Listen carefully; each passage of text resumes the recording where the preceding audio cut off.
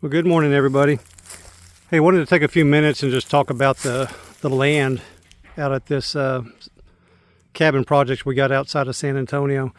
This is 10 acres we bought that had a cabin on it.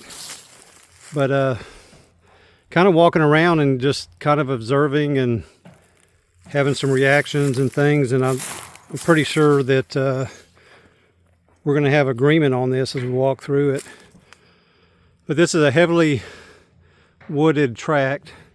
A lot of dead limbs and dead trees. I have no intention of making this manicured and lawns and stuff like that. We're going to have to keep a little area around the house. But I'm just walking and looking at the differences. It's something I haven't experienced before. One of it, we'll just go straight to it, is it's all sand. I'm out here tractoring, and if you kind of get where you're pushing hard, it's just like you're at the beach and you're like digging a groove. But I took the tractor and I pulled an area of it back to expose it. And I mean, it's sand, it's just pure sand. We'll get down here a little bit. I mean, you can just dig in as deep as you want. It's going to be nice when it comes down to setting T-posts and stuff, because back at home we're dealing with 4-inch thick limestone rocks. But anyway, I scraped it back, and it's kind of interesting. There's a lot of organic matter, and you can see the leaf debris, and you can see I scraped and then I stepped back and scraped again. So you can see just a micro layer of organic matter trying to make, rich soil. But then once you get down to even 1/2 inch in, it's just pure sand.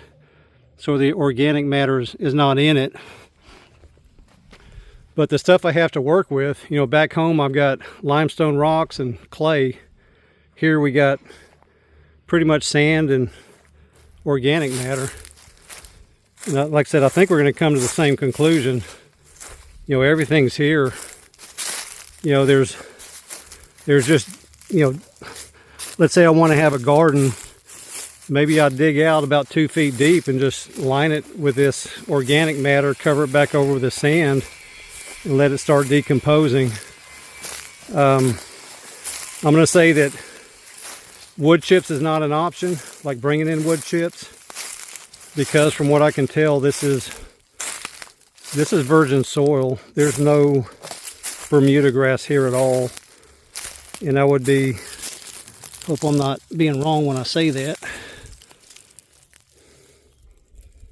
Man, I'm not sure if that's Bermuda or not. I mean, it kind of looks like it, but it doesn't. But that might be. Anyway, my thing was don't bring in outside materials, so I don't bring the Bermuda grass in. And I know some of you probably say biochar, and I'm intentionally walking this direction.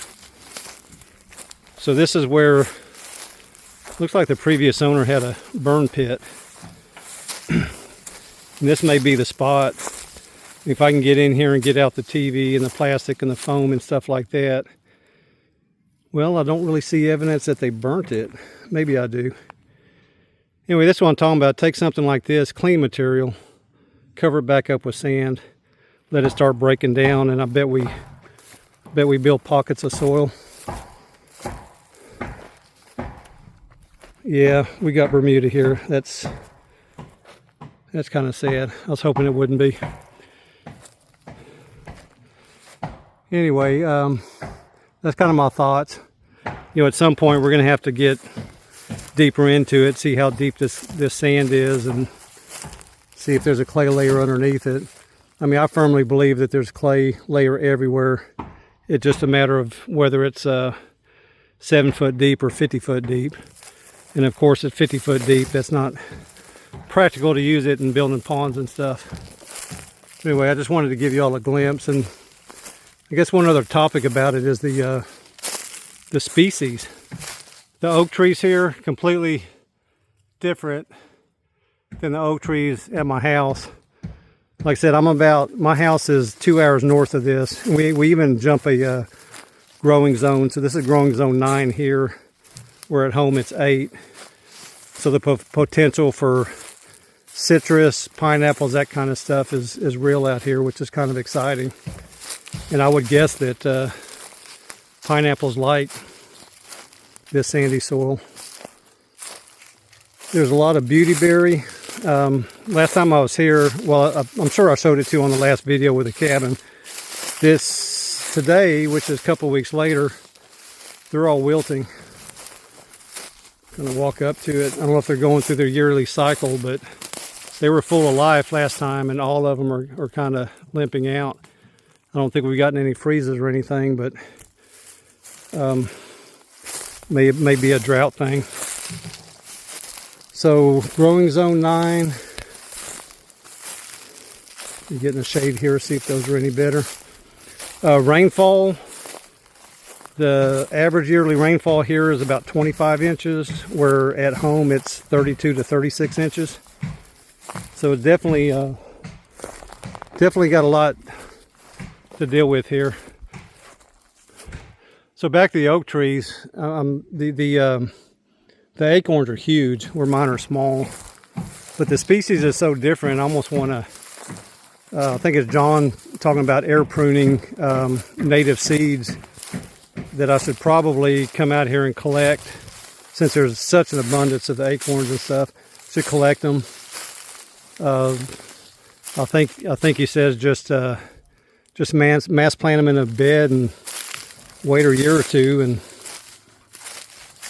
see if they grow. Then you start. I could take trees from here, take them home. Take trees from home, take them here.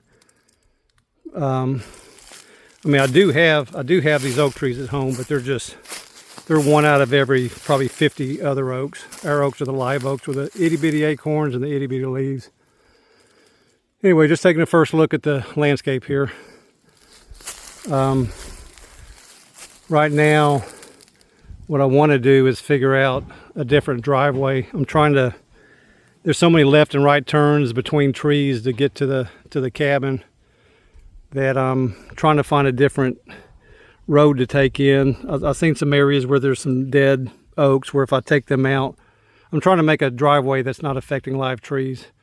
And I'm in my tractor kind of just trying to make a path for that. I also want to go try to find each corner of the land, which I haven't been able to. I'm in front of the house right now, but as you get behind the cabin, it even gets more dense. So one of the things I want to try to do today is find all 4 markers of my property line. But anyway, that's pretty much it today. Just a first look at this. But I think you'll all agree that the organic matter is like awesome. Putting it in the ground, we can probably build some soil. Don't take all of it, leave some dead trees for the woodpeckers and stuff. I'm not going to get carried away. Like I said, my goal is to preserve this land and not make it look manicured. Anyway, that's it. Y'all have a great day.